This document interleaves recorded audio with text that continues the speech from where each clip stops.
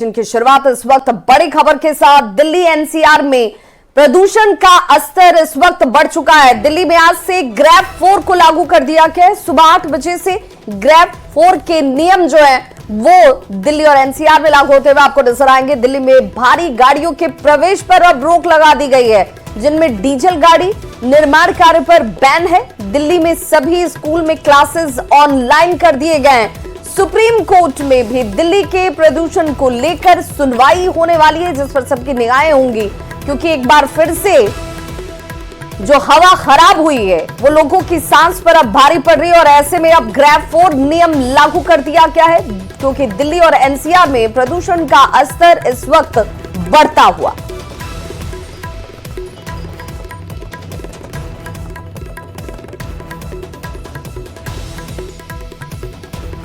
तो सुबह 8 बजे से ये नियम लागू हो जाएंगे, जिसमें डीजल गाड़ियां अब दिल्ली में प्रवेश नहीं कर पाएंगी।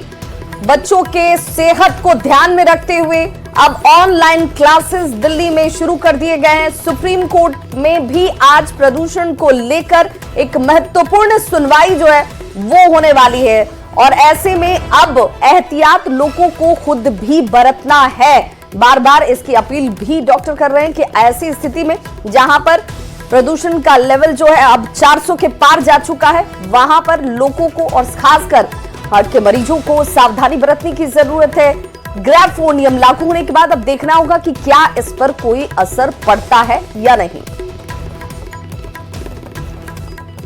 दिल्ली के बाद अब बात हम करेंगे बिहार की। बिहार की राजधानी पटना सहित कई जिलों में ठंड के साथ साथ प्रदूषण का स्तर भी लगातार बढ़ता जा रहा है। बिहार के कई शहरों की हवा बहुत ही खराब हो चुकी है और आपको बता दें कि जिसकी वजह से लोगों को बीमारियों का शिकार भी होना पड़ रहा है, खासकर बच्चों को। कि उनको ज्यादा समस्या हो रही है। आजकल अस्थमा का पेशेंट बच्चों में बहुत ज्यादा हो रहा है और एयर पोल्यूशन की वजह से एक प्रमुख कारण है उसका अस्थमा होने का। सुना आपने, पटना के चाइल्ड स्पेशलिस्ट वीरेंद्र कुमार का साफ कहना है कि आजकल के बच्चे ज्यादा संख्या में अस्थमा का पेशेंट बनते जा रहे हैं और इसकी एक बड़ी वजह है एयर पोल्यूशन। जी, बिहार की राजधानी पटना समेत कई जिलों में ठंड के साथ पोल्यूशन का स्तर बढ़ता ही जा रहा है और हवा जहरीली होती जा रही है। पटना, हाजीपुर और मुजफ्फरपुर की हवा तो बहुत ज्यादा खराब हो चुकी है, जिसकी वजह से बच्चे और बुजुर्ग प्रभावित हो रहे हैं। पटना के जाने माने चाइल्ड स्पेशलिस्ट वीरेंद्र कुमार का कहना है कि अगर इस पर काबू नहीं पाया गया तो आने वाले समय में समस्या और बढ़ सकती है। एडल्ट में तो होता ही है ये प्रॉब्लम, और अगर बच्चे फिर एडल्ट हो जाते हैं तो ये वाला प्रॉब्लम उनको और ज्यादा सीवियर होता है। अब तक तो दिल्ली जैसे महानगरों की हवा डराती थी, लेकिन जिस ढंग से बिहार की राजधानी पटना ही नहीं बल्कि बाकी शहरों की हवा भी खराब हो रही है, वो सरकार के साथ साथ आम लोगों के लिए चिंता का कारण है। न्यूज़ 18 के लिए पटना से आनंद अमृतराज के साथ ब्यूरो रिपोर्ट। और शिक्षा विभाग ने अब सरकारी विद्यालयों में पढ़ने वाले शिक्षकों के निजी कोचिंग संस्थान में पढ़ाने पर रोक लगा दी है। अगर शिक्षक ऐसा करते हुए पकड़े जाते हैं तो उन्हें अपनी नौकरी से भी हाथ धोना पड़ सकता है।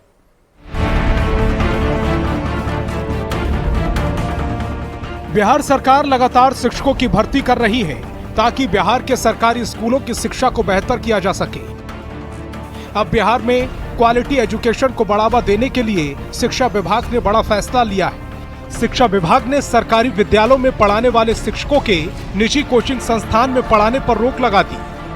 अगर शिक्षक ऐसा करते हुए पकड़े जाते हैं तो उन्हें अपनी नौकरी से हाथ धोना पड़ सकता है। स्कूल परिसर में शैक्षणिक कार्य को बढ़ावा देने के लिए और पढ़ाई लिखाई के लिए कोई रोक नहीं लगाया गया है।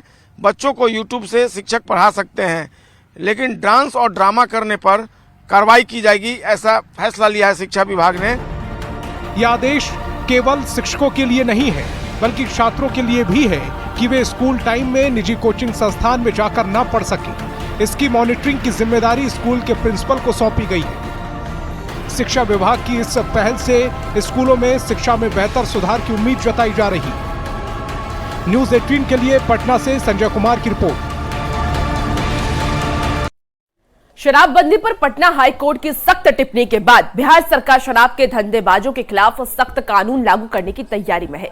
मद्य निषेध मंत्री रत्नेश सदा का ये कहना है कि सीसीए और संपत्ति जब्ती कानून लागू किया जाएगा। वहीं कोर्ट की टिप्पणी के बाद आरोप प्रत्यारोप का दौर भी अब तेज हो गया है।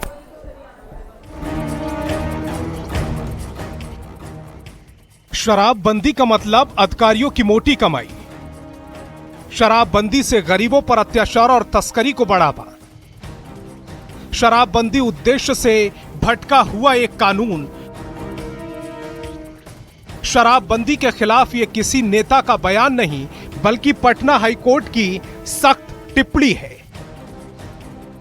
पटना हाईकोर्ट के जज पूर्वेंद्र सिंह ने इंस्पेक्टर मुकेश कुमार पासवान के खिलाफ जारी सस्पेंशन और डिमोशन के आदेश को रद्द करने की याचिका पर सुनवाई करते हुए यह तल्ख टिप्पणी की है।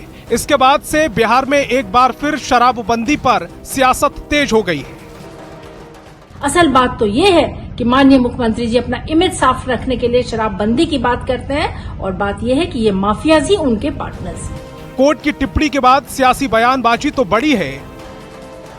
बिहार सरकार भी शराब के धंधों के खिलाफ सख्त कानून लागू करने की तैयारी में है। मद्य निषेध मंत्री रत्नेश सदा का कहना है कि सीसीए और संपत्ति जब्ती कानून लागू किया जाएगा। जो सीसीए और संपत्ति जब्त होगी। वहीं बीजेपी के प्रदेश अध्यक्ष दिलीप जायसवाल ने कोर्ट की टिप्पणी को सकारात्मक सुझाव बताते हुए कहा कि जितने भी शराब माफिया पकड़े जाते हैं उनका संबंध महागठबंधन के लोगों से निकल आता है। सकारात्मक सुझाव है, ये कोई शिकायत नहीं है, सकारात्मक सुझाव। 2016 में नीतीश कुमार ने महिलाओं की मांग पर शराबबंदी को लागू किया था।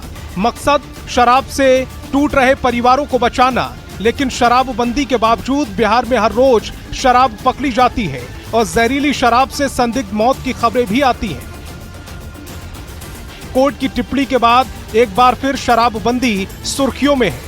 न्यूज 18 के लिए पटना से आनंद अमृतराज और धर्मेंद्र कुमार की रिपोर्ट।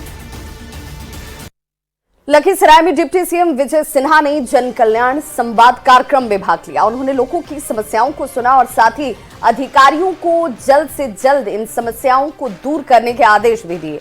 विजय सिन्हा ने अवैध खनन को रोकने को लेकर अवैध खनन की सूचना देने वाले को पुरस्कृत किए जाने का भी ऐलान किया।